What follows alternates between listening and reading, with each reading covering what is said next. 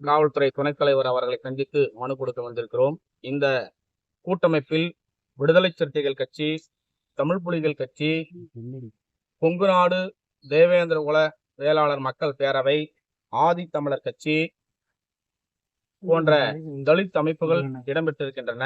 நாமக்கல் மாவட்டத்தில் தொடர்ந்து தலித் மக்களுக்கு எதிராக, குறிப்பாக வன்கொடுமை தடுப்பு சட்டத்துக்கு எதிராக அது நீர்த்து போகின்ற வகையில் செயல்பட்டு வருகின்றனர் காவல்துறையினர்.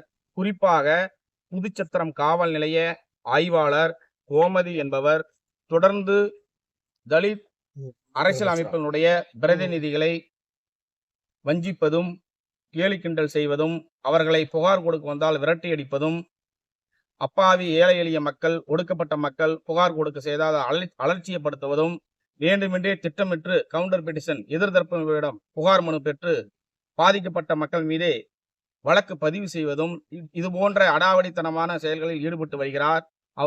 அவர் கோமதி என்பவர் ஆய்வாளர் அதிகார மமதையோடு ஆணவத்தோடும் தொடர்ந்து செயல்பட்டு வருகிறார்.